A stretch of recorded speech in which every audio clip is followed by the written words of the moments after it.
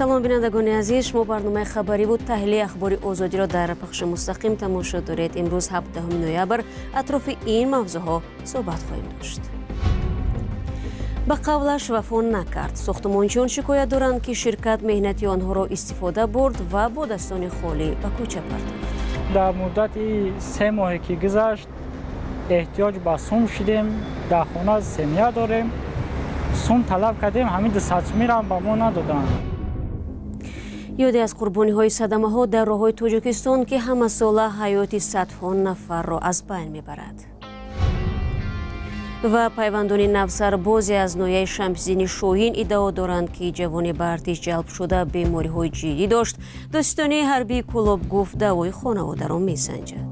Қурған буданд, духтуро муроҷиат кардем, гуфтам мода нагзаронда комиссия.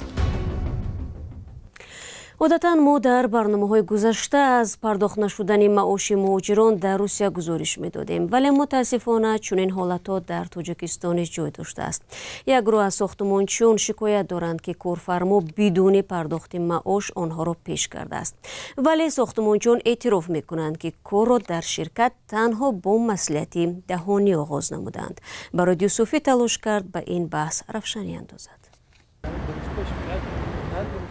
як гурӯҳ коргарони кирояи ширкати сохтмони Абртекстил шикоят доранд ки ин ширкат музди кори онҳоро надода ва онҳоро аз кор ҷавоб додаанд. ин гурӯҳи коргарон аз 11 нафар иборат буданд ки ҳоло ҳар кадом дар сохтмонҳои дигар кор мекунанд. бо раиси ҳамҷа Маҳмуду Фарҳод даговор кардем. Договор даҳонӣ буд.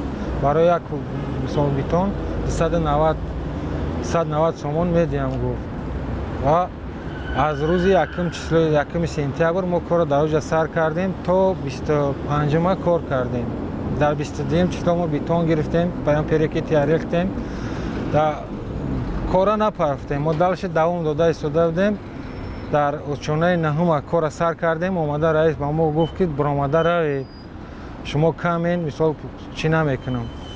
фаҳмайхе коргар дар кор нест, биромада равед. ва мо фуромадем. пулмона талаб кардем ки пули моро тиед. ба гуфтаи сохтмончиён пули коркардаи онҳо дар ин муддат 49 000 сомониро ташкил медодааст.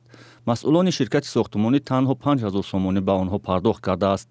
коргарони сохтмон ба додситонии ноҳияи Исмоили Сомонӣ муроҷиат мекунанд ва барои таҳқиқи ин мушкил шуъбаи хадамоти назорати давлатӣ дар соҳаи меҳнат, муҳоҷират ва шуғли аҳолӣ дар шаҳри Душанберо муваззаф мекунад. хадамот пас аз таҳқиқ ширкатро муваззаф мекунанд ки музди кори сохтмончиён каме бештар аз 22 000 сомонӣ аст ва пардохт карда шавад.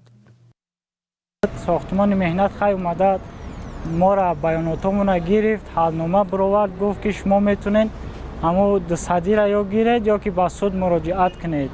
мо рости гап дар муддати 3 моҳе ки гузашт эҳтиёҷ ба сум шудем, дар хона семья дорем, сум талаб кардем, ҳамин 200 мирам ба мо надоданд. як масъули ширкати сохтмонии Абртекстил дар суҳбати бидуни навор вуҷуди ин баҳс бо сохтмончиёнро тасдиқ кард ва гуфт барои беқарордод ба кор қабул кардани сохтмончиён хадамоти назорати давлатӣ дар соҳаи меҳнат 2 корманди ин ширкатро ҷарима кардааст. аммо дар посух ба сабаби напардохтани маоши сохтмончиён гуфт онҳо корашонро пурра ва босифат иҷро накардаанд. ҳатто дар оғоз 22 000 сомонии муқаррар кардаи хадамоти назорати давлатӣ дар соҳаи меҳнатро гирифтан нахостанд. сохтмончиён мегӯянд ҳоло дигар пуле надоранд ки ба додгоҳ муроҷиат кунанд. дар Тоҷикистон баҳси напардохтани музди сохтмончиён зиёд ба мушоҳида намерасад, аммо ҳолатҳои ҷудогонаи баҳси ширкатҳои сохтмонӣ бо коргарони кироя вуҷуд дорад. рӯ меорем ба мавзӯъҳои дигар. дар Тоҷикистон ҳамасола умури қурбониҳо дар садамаҳои нақлиётӣ меафзояд. дар нимсолаи аввал шумораи ҳалокшудаҳо дар садамаҳо 35% ва теъдоди захмиён 43% зиёд шудааст. ин мушкил то ҳадде расидааст ки ахиран дар Душанбе навраси мактабхони интизори чароғаки сабзи роҳгузарӣ аз бархурди мошин бо пояи чароғак ва афтодани он ба болояш ҷон бохт. дар рӯзи ҷаҳонии гиромидошти қурбониҳои садамаҳои нақлиётӣ ки 19 ноябр аст, ҳамкоронам Шаҳлои Абдулло ва Искандари Фирӯз ин мавзӯъро ба баррасӣ гирифтанд. субҳи 15 ноябр Иброҳим Азимов мехост ба мактаб равад ва дар ин ҷо интизори чароғаки сабз буд. аммо 2 микроавтобус бо ҳам сабқат карда яке бар пояи чароғак мезанад ва он чароғак афтида болои ин наврас ӯро маҷрӯҳ месозад ва дар ниҳоят ин наврас ба ҷои мактабравӣ мефафтад. با قول مقامات در کشور آمار قربانی‌ها در این صدمه‌ها روی به افزایش نهاده است. تنظیم حرکت در راه‌ها نقلیاتگر کفالت بی‌خطری حیات شهروندان به شمار رفتند.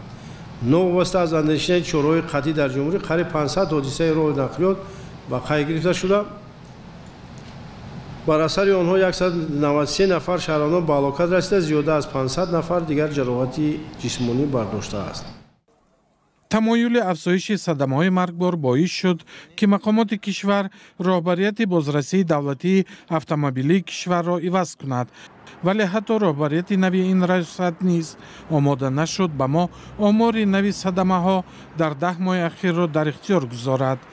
ساکنان با نگرانی از وقوع صدمه‌های پرتلفات میگویند جزا برای نقض قانون حرکت در راه باید سنگین‌تر شود، اما برخی دیگر مشکل را در نظام دادن شهادتنامه رانندگی و جای داشتن فساد در این بخش می‌دانند.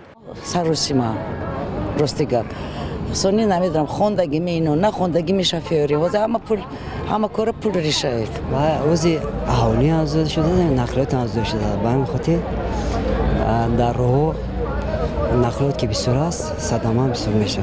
با تاکید نبی یوسفوف مؤسس سامانه تحلیلی نقطه تیجی که نیز آمار صدمه ها را نظارت میبرد، حالا هم مقامات و هم جامعه را ضرور است که برای حل این مشکل اقدام های جدی را روی دست بگیرند. در عکس حال با گفته او حرکت و گشت و گذار در کوچه ها به حد نهایی خطرزا می شود. با استفاده از فرصت میخواهم به رهبریت بازرسی دولتی اتومبیلی مراجعت کنم که فرصت راهاندازی تبلیغات اگریسیوی حرکت درست در راه رسیده است، هم برای پیاده‌گردان و هم برای راننده‌ها.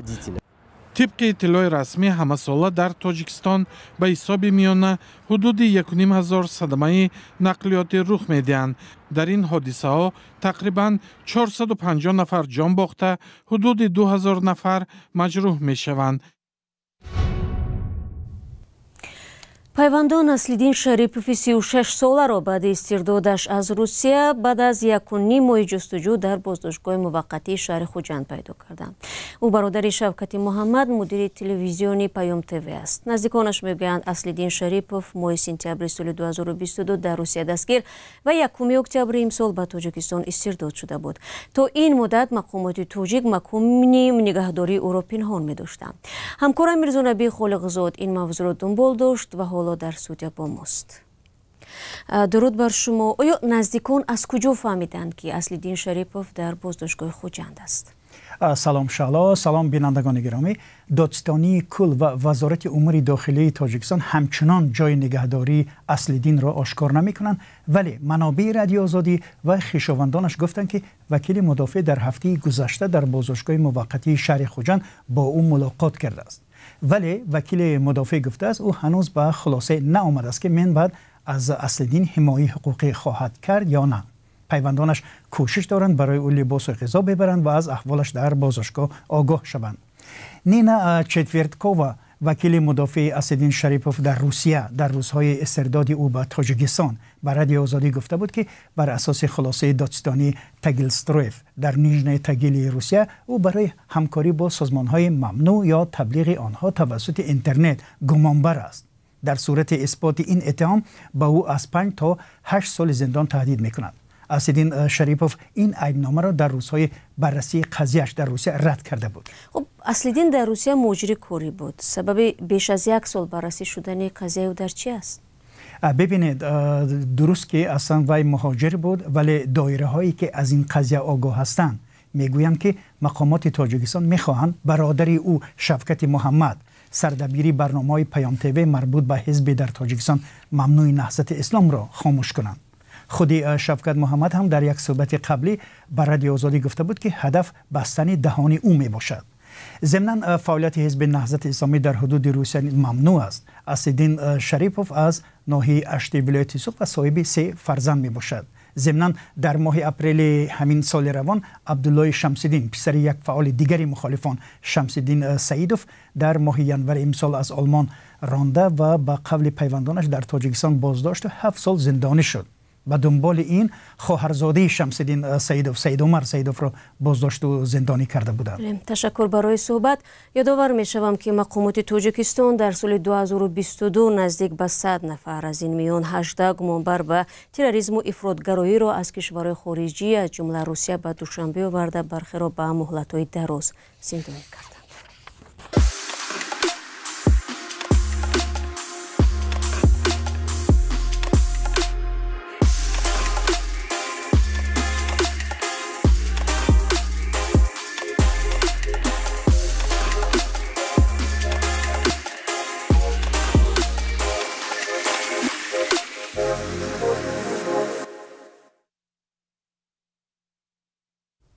شما برنامه اخباری رادیو آزادی را تماشا دارید. در شب و روزی که موسم دعوت تیرماهی به ارتش در تاجیکستان ادامه دارد، شکایت‌های پیوندان از جلب غیرقانونی به خدمت صدا می‌دهد. از جمله نزدیکان نفسربازی از ولایت ختلان ادعا دارند فرزندشان را که بیماری‌های وزنین و سرایتی داشت، سال‌های گذشته بعد تفتیش جدی از کمیسریت حربی جواب می‌دادند. اما این دفعه به عقیده آنها تفتیش طبی رویکی صورت گرفت و او را برای خدمت به ولایت سوخت فرستادند. همکارم محمود جان رحمتزاده در این باره گزارش می‌دهد. اسنادی که خانواده سبحانی احمد جان به دست آورده اند بیماری او را تایید می‌کند و جزئیات مبارزه او با درد روده و ستون مهره را در سن 23 سالگی نشان می‌دهد. با گفته برادرش 3 سال است برای طبابت او تلاش می‌کند. کارمندان کمیسریت حربی سبحان را 1 هفته پیش به زور با خود بردند. او را از مرکز ناحیه شمس‌الدین شاهین به عسکری گسیل کرده اند. برادرش دعوا دارد که این گسیل کنی به صورت غیر قانونی انجام شده است. پارین سال بردن و این کماتی ناحیه شمس‌الدین شاهین جوابش دادن. دیدم هم بیماریش جوابش دادن. امسال جوابش ندادم. بیام خیلی بردم پریاموی رویش کان رفته دختر چیده. چاستا یک اونجا دکتر نگذار ما در قفاش بودم در دانی داری و این کمان دومایج و این کمان در قرغان هم بودیم قرغان در بودن دکتر را مراجعت کردیم گفتم مدت نگذارون کمیسیا. سبحان 1 هفته می شود در ولایت سوخت خدمت حربی می کند. خانواده وی از کارمندان کمیسریت به دادستان حربی شکایت کرده اند. دکتر در آوردن که اوجا رنگین اوزی چی ندارن خیلی اپارات من خودم درام دیدم امو 2-3 قوازی چیش امو رنگینوش دیدن که یورا پولنی دیدگی نیستن انا و دکتر آوردگیشون میگه که همین میشود. سبحان 2 روز پیش عکس‌های خودش را با لباس نظامی فرستاد. نزدیکان و همدیگران به این عکس می‌نگرند و به بیمار بودن او تاکید می‌کنند. سالی که همین کم میونش گریجه بود ایام گریجه استوستای نامی بچه درماندی شد کسالی شد.